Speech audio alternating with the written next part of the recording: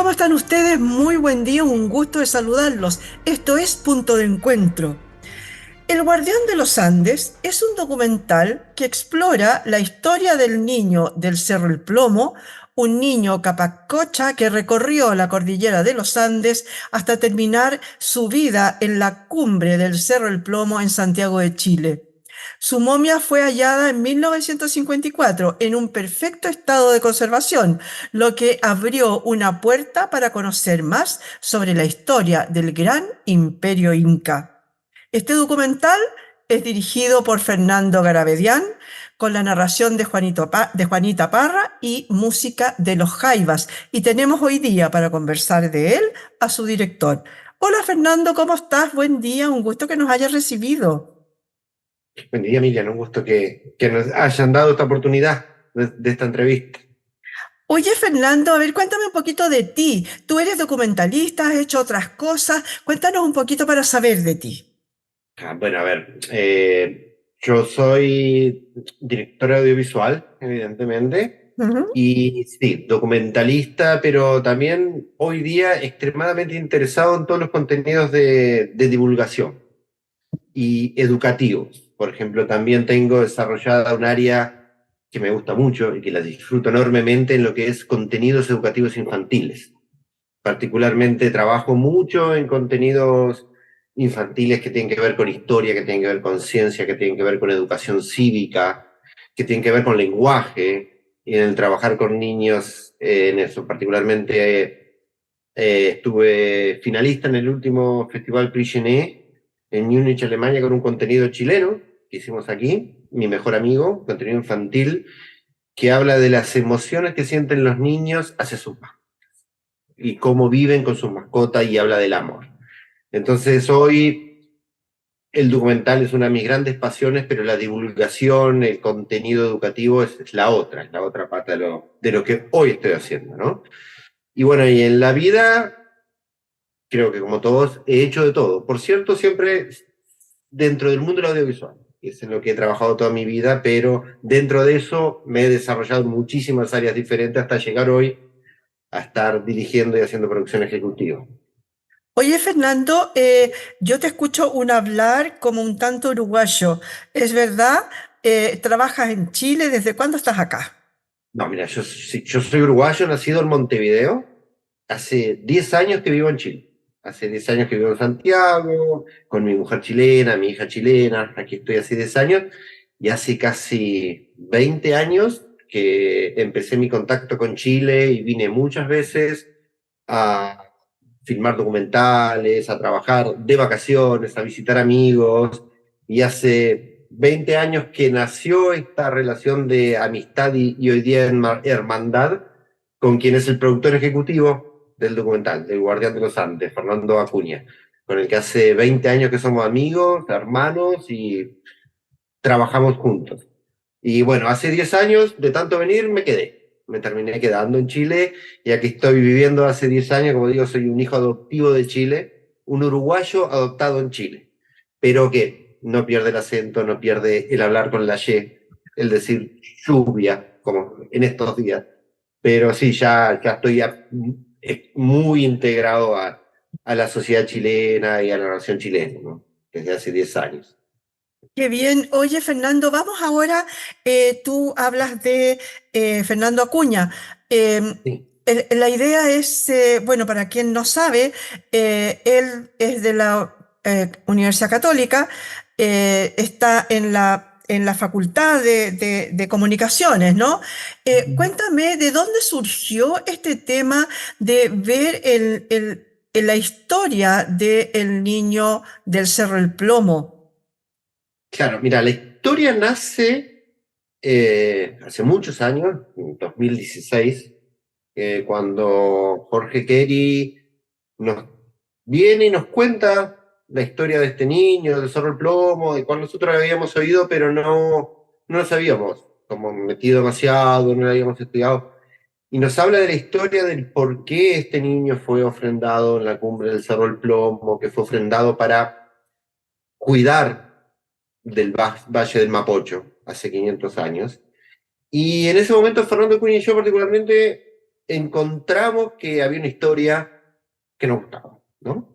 Pero bueno, como todo, antes de embarcarnos en juntar más socios en esta aventura, decidimos, Fernando y yo, investigar un poco. En ese momento, siempre lo digo un poco en broma, un poco en serio, para los rioplatenses, para los que venimos de Uruguay o Buenos Aires, del Río de la Plata, el mundo andino es muy lejano. No tenemos un gran contacto con el mundo andino nosotros. Entonces yo no tenía un conocimiento profundo de este mundo andino, por lo cual me fui a un mes a viajar por el norte de Chile, por Perú, a conocer un poco de la cultura y a conocer qué había hoy de la cultura de este niño. Luego de ese viaje, encontramos con Fernando que teníamos una historia muy potente y muy linda para contar.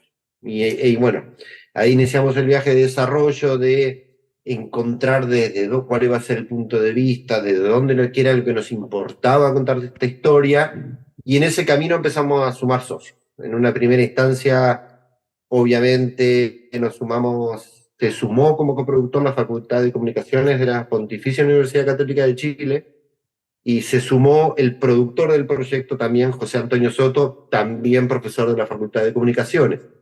Entonces ahí recibimos el primer apoyo de la facultad que nos dijo, ok, nos sumamos, vamos con el proyecto. Y Oye, entonces ese fue el comienzo de la relación con la facultad. Y ahí sería una cosa muy linda que tiene que ver con la conjunción de lo público-privado. Porque si bien la Universidad Católica, el Museo Nacional de Historia Natural, el Ministerio de Cultura, científicos de la Universidad de Chile, también recibimos apoyo del mundo privado a través de la Ley de Donaciones Culturales de Anglo American, por ejemplo, que nos apoyó desde el primer momento en esta aventura. Nos dijo, queremos ir con ustedes y vamos a apoyarlos en la realización de este documental. Y entonces nos faltaba la patita peruana. Y ahí, a través de una productora peruana muy amiga nuestra, Exocet Studios, a través de su productor ejecutivo Eduardo Córdoba, postulamos a un fondo de producción audiovisual en Perú, a través de DAFO, que es la Dirección del Audiovisual y el Fonograma y otros medios del Perú, y ganamos el fondo. Y ahí se completó de armar el puzzle de quienes terminamos construyendo y coproduciendo este documental. oye, cuéntame, a ver, un poquito de tú me contaste un poquito cómo se armó la historia y cómo se armó el grupo como para poder trabajar, pero ¿cómo hicieron para trabajar la historia misma? Porque el documental, si bien es un documental, tiene un hilo narrativo, ¿no es cierto? En el Sí. que tú dices dónde poner algo, dónde decir algo, qué es narrado y qué no, qué es dicho por una cuña de una persona específica, etcétera. ¿Ustedes tenían algún antropólogo, alguien que les ayudó a armar esto o lo hiciste tú el guión? No, por supuesto, ahí trabajaba. A ver, el guión final lo construimos entre el guionista Benito Escobar y yo. Nosotros construimos el guión final. Pero previo a de empezar a escribir este guión final, que debe haber tenido 10 versiones, y no sé si no me quedo corto, sí trabajamos con una serie de antropólogos, historiadores, antropólogos físicos historiadores y antropólogos de la Universidad Católica, historiadores y antropólogos de la Universidad Nacional del Altiplano de Puno en Perú, que también luego se suma al documental. Sin duda el equipo científico del Museo Nacional de Historia Natural fue muy importante, con los que trabajamos mano a mano en, en esta investigación, y un grupo de genetistas que hizo un estudio de ADN del niño de la Universidad de Chile, de la Facultad de Medicina de la Universidad de Chile. Con todos ellos empezamos a hacer como toda esta investigación, porque para nosotros, para poder escribir este guión, era tremendamente importante entender de qué se trataba esto, ¿no? No solo entender quién era este niño, sino entender el contexto de la época en el cual se da esta ofrenda, ¿no? El por qué se da esta ofrenda. Yo siempre hablo de que esta ofrenda del niño no solo tiene un carácter religioso, sino que también, en la época, ¿no? Obviamente no solo tuvo un carácter religioso, sino que también tuvo un carácter político, ¿no?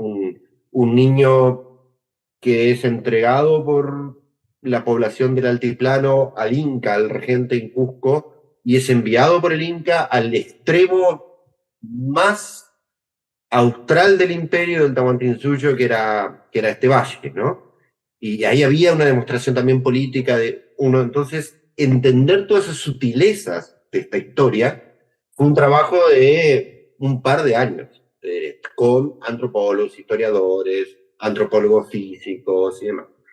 Y luego, claro, vino una segunda etapa, porque en el camino, nos han pasado cosas muy lindas, en el camino de escribir esto, nos encontramos con que se estaban terminando una serie de estudios científicos que iban a revolucionar lo que se sabía sobre esto. Entonces, en ese momento tomamos una decisión de parar un poco la producción del documental, esperando por estos nuevos estudios científicos que se le estaban haciendo al niño. Entonces, si bien nosotros, yo siempre digo, más allá yo tengo formación científica de base, antes de estudiar cine, estudié física. Tengo una formación científica que me acerca a esto, me gusta, me entiendo con el mundo científico mucho.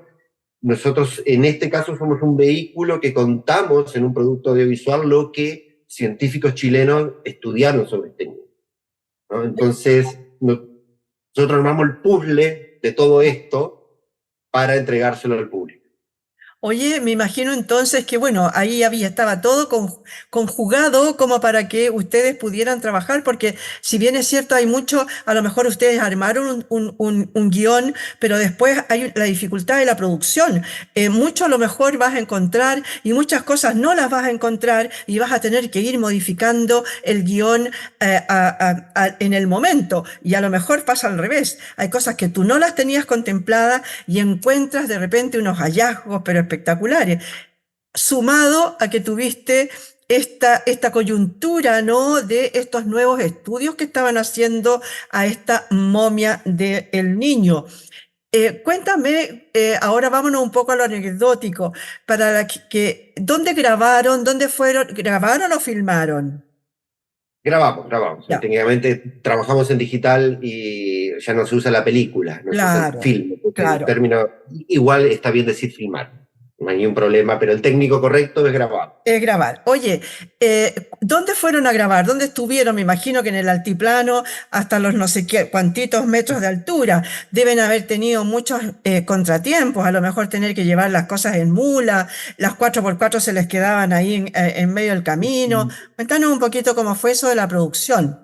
Es importante contarle al público que el documental es un documental con recreación histórica. El Sí. documental reconstruye la vida de este niño hace 500 años, por lo cual el rodaje en sí tuvo dos etapas bien diferenciadas. El rodaje de esta reconstrucción histórica en el cual reconstruimos el mundo inca de 1500 y el rodaje documental en sí, que fueron etapas separadas, ¿no? Y sí, ahí hay anécdotas maravillosas.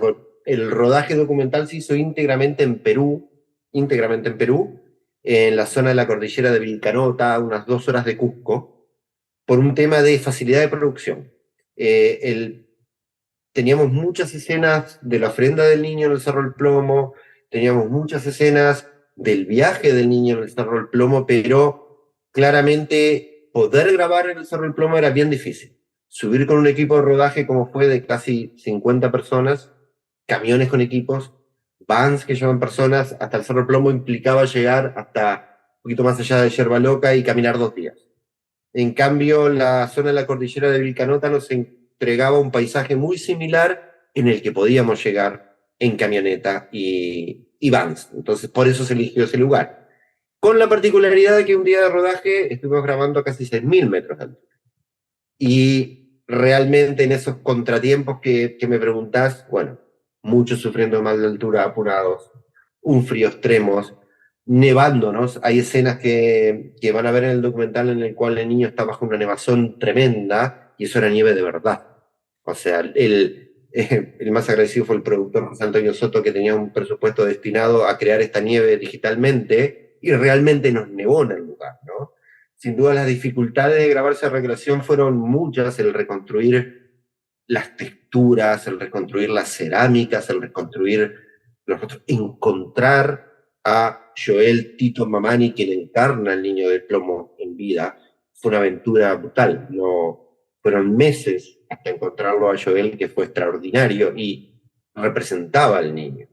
Luego la parte documental, que es así, tuvo Tuvo rodaje también en Perú, pero porque parte del documental comienza explicando que era el Tahuantinsuyo, que era el Imperio Inca, para situar a las personas, y luego claramente el rodaje en Chile, Cerro el Plomo, Museo Nacional de Historia Natural, científicos, y el rodaje en el Museo Nacional de Historia Natural fue extremadamente desafiante por lo siguiente. Hay que considerar que el niño del Cerro del Plomo se mantiene dentro de una cámara entre 2 y 4 grados de temperatura y 40% de humedad aproximadamente. El niño está permanentemente dentro de esa cámara y es extremadamente bien cuidado en el museo. Pero para el documental necesitábamos sacarlo de esa cámara, por lo cual tuvimos que construir en el cuarto piso del Museo Nacional de Historia Natural una habitación de 3 metros por 3 metros, que fue una suerte de estudio, que replicara las condiciones del niño. Y eso fue un desafío tecnológico importante y que además, por seguridad, esa cámara se mantuviera funcionando durante una semana en prueba para ver que no fallara, para después de una semana sacar rápidamente al niño de su lugar, llevarlo a nuestra cámara y en 4 horas grabarlo. Y ese también fue un desafío más para la producción que para mí, que soy director. No fue tanto para mí, fueron los productores, pero que lo lograron y increíblemente nada falló. Y salió todo perfecto, pero nunca en mi vida había tenido que construir un lugar refrigerado en esas condiciones para grabar y bueno, se logró. Me la puso mucha gente. Entonces, más allá de, bueno, luego en Isla Taquile, en el lago Titicaca, se grabó y se trabajó mucho con las comunidades locales en la parte documental, ¿no? Siguiendo el rastro de lo que siempre digo, hoy existe una cultura viva descendiente de este niño, quechuas, aymaras, diaguitas, calchaquíes, queros, que queríamos mostrar eso, que esta cultura de este niño aún hoy está viva en nuestro continente. Y el rodaje de una semana en la isla Taquile, en el medio del lago Titicaca, con la comunidad local siendo partícipe del rodaje, fue maravilloso. Realmente fue una experiencia que fue espectacular. Oye, generalmente trabajar con los nativos, digamos, de las personas que viven ahí, que trabajan ahí, hay que dar muchas explicaciones y tiende de repente a aparecer un poco como sobreactuado, por así decirlo, ¿no? No tan natural como debiera ser. ¿Cómo se las arreglaron para que ellos fueran como buenos actores en ese sentido? Y todos los actores que ustedes tienen son autóctonos, personas del lugar, o llevaron actores de alguna parte, pagados me refiero. En la recreación, ¿Mm? eh, los personajes principales, exceptuando Joel, Tito Mamani, que representa al niño, la mamá, el sacerdote, igual, esos eran actores de Cusco con formación actoral. El resto de los personajes, de repente quienes los que acarrean los bultos, llevan a la llama, la gente de la localidad, eso eran personas de la localidad, sí, realmente. Y con ellos sí fue un trabajo, claro, de explicar y tratar de ocultar un poco la cámara, ¿no? Particularmente esa recreación la llevé adelante con un director peruano codo a codo, Jorge Carmona del Solar, extraordinario, Jorge Carmona, que muy conocedor de la zona, principalmente, entonces fue magnífico tenerlo al lado. Y con Jorge, yo lo defino como un loco lindo, porque él dirige, hace las fotos y hace la cámara, hace todo, y le encanta eso. Nos tomamos el desafío de tener la cámara lo más escondida posible. Como que la escena por sí sola se diera de forma natural, y nosotros medio escondidos con la cámara ahí, registrarla, y sin duda repetirla.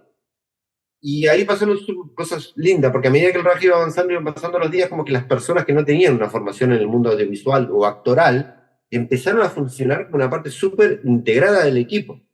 Y una cosa maravillosa es la historia de Joel Tito Mamani, quien hace de niño. Él no tenía formación actoral, había participado de algunos eventos audiovisuales, su sueño era actuar, y él es de un pueblito muy, muy, muy pequeño de Perú, Tinqui, un pueblito muy, muy pequeño, un pueblito de cientos de personas, te hablo, no, ni miles. Y quedamos brutalmente sorprendido de la capacidad que tenía para entender las directrices que le dábamos como directores, asimilarlas y expresarlas.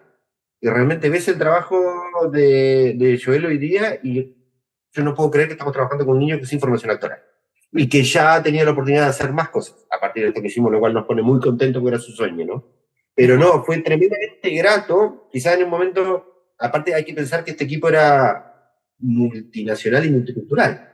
Aquí había chilenos, peruanos, un uruguayo metido por ahí, representando, y había gente que hablaba quechua, que hablaba aymara, era un equipo muy, muy, muy heterogéneo, muy cosmopolita.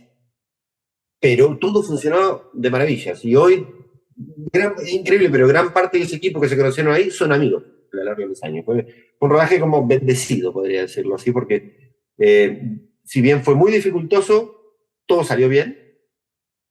Más allá de, evidentemente, algunos pequeños inconvenientes, pero todo salió muy bien y se generaron vínculos entre la gente del equipo que no es tan común que se ve. Entonces digo que fue un rodaje bendecido. Oye, qué bien. A propósito de eso, que te quiero preguntar dos cositas. Por una parte, tú dijiste que el niño era una ofrenda no solamente religiosa, sino que también política. Cuéntame un poquito, ahonda un poquito en eso, por favor. Y después tengo la otra pregunta. El tema de la ofrenda religiosa quizás es el más obvio y más fácil Sí, de ver, claro, ¿no? claro. En la cosmovisión inca del momento y altiplánica de hoy existen tres mundos, ¿no? Y existe el mundo intermedio en el que vivimos nosotros, un mundo inferior y un mundo superior donde habitan las deidades, Inti, Viracocha, demás. Entonces, en la cosmovisión del momento, este niño no murió, la cosmovisión inca del momento, este niño podía volver a su cuerpo, podía volver su espíritu a su cuerpo, volver a la vida, y este niño fue dejado en la montaña para que ascendiera al mundo superior a parlamentar con los dioses por el bienestar del valle del Mapocho, Maipo Mapocho, ¿no? Esa es como la visión quizás más clara y la más difundida, ¿no? Ahora, si profundizamos un poco en la historia y en todo este diálogo que tuvimos que tener con historiadores, antropólogos, hay que pensar que el Tahuantinsuyo, el imperio inca, fue muy vasto. Llegaba desde el sur de Colombia, en Pasto, pasando por Ecuador, Bolivia, Perú, parte de Argentina y Chile. Algunos dicen hasta el Maipo, otros dicen hasta aquí, pero sin duda aquí en Santiago se han encontrado vestigios del camino inca debajo de la Avenida Independencia y debajo de la Plaza de Armas se han encontrado construcciones, por lo cual se sabe que aquí, antes de la llegada de los españoles de Pedro de Valdivia, existía un poblado inca, ¿no?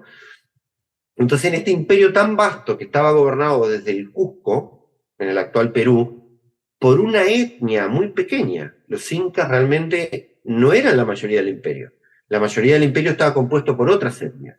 Y los incas eran los regentes de Cusco. Entonces, un curaca, que los curacas eran los líderes políticos de las zonas, un curaca del altiplano, de la zona del lago Titicaca, Puno, Ilave, entregaba a un niño y eran niños relacionados con el mundo del poder, con el mundo político. No eran niños, eran cercanos a los líderes. Tenían que entregar un niño cercano a ellos. Se lo entregaban al Inca, al regente, al rey. Y era una demostración de nosotros desde aquí estamos bien con ustedes. Y el Inca enviaba a este niño al otro extremo del imperio, en una peregrinación que duraba 6 meses, en caminar casi 3.000 kilómetros, y que esa peregrinación no solo era decirle a los habitantes que vivían aquí en este poblado inca que había en esta zona, yo desde el Cusco los cuido enviándole este emisario que va a parlamentar con los dioses, sino que también había una cierta demostración de poder de nosotros desde Cusco somos los únicos que podemos hacer esta peregrinación, porque no eran 3 personas caminando desde Cusco, era una peregrinación grande, con militares, con sacerdotes, con gente que además hay que entenderla no en nuestra visión moderna de un viaje de que siempre pensamos salgo de mi casa y llego a mi destino lo más rápido posible. Claro, no, esto era, caminábamos tantos días, parábamos una semana en un lugar y se hacían festividades, se los recibía, seguimos. Entonces había una demostración de poder desde el regente inca en el Cusco en toda esta peregrinación. Entonces ahí el hecho político, no solo religioso, ¿no? Yo a veces, una de las cosas que me preocupé mucho en el documental, que a veces nosotros tendemos a simplificar el mundo del pasado, a pensar que en el pasado todo era como plantamos, comemos, adoramos a nuestras deidades, listo. No, no, eran mundos complejos, con temas sociales, políticos. Entonces eso es esta faceta política que también quisimos reflejar un poco en, en la recreación del documental. Existan sentimientos. Está esta familia, está la mamá, hay un sentimiento. La premisa de la recreación fue que si tomamos todas las escenas de recreación de la película y las unimos, puede ser un cortometraje de ficción sobre el niño del Cerro del Plomo. Queríamos Oye, que tuviera un arco dramático. sí, perfecto. Respecto de eso mismo, es mi última pregunta, que porque se nos termina el tiempo. Y es como tiene alguna parte ficcionada, ¿no es cierto? La historia es, no, no estoy usando bien la palabra, pero estas escenas recreadas más bien, ¿no? De repente suele pasar que por motivos del argumento, se exceden un poco de lo verdadero. ¿Cómo, qué resultado tuvieron? Porque yo me imagino que hicieron, antes de mostrarlo al público, lo mostraron muchas veces a las personas con las que trabajaron, una vez que ya tenían el corte final, me refiero, ¿no?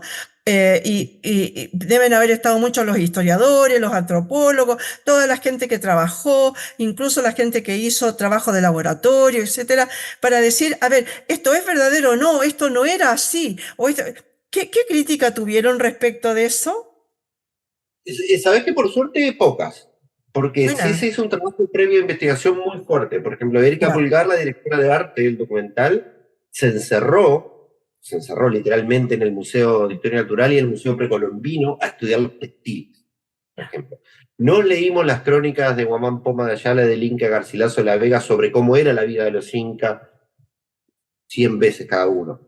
Como que nos preocupamos mucho de que esto fuera. Y te voy a ser muy honesto, recibimos una crítica sola, que era que quizás el lugar donde habitaba este niño correspondía a alguien más pobre de lo que debió ser el niño en el Imperio Inca. Esa fue la crítica que nos hicieron los historiadores y los antropólogos. Creemos que debería haberse visto un poquito más, no sé si decir de la alta sociedad, porque no sé si existía en esa época, pero por lo menos de alguien más opulento. Que esa fue como la crítica en esta reconstrucción que recibimos. Porque después sí, hay ciertas licencias. A ver, todo, lo que se dice en el documental y todo lo que pasa en la recreación del documental está respaldado por evidencia científica, histórica y demás, ¿no? Sí hay situaciones como cuando viene el documental hay ciertos cantos que hace la madre que no tenemos cómo saber si hasta qué punto la familia, hasta qué punto de la peregrinación la familia acompañaba hasta este niño.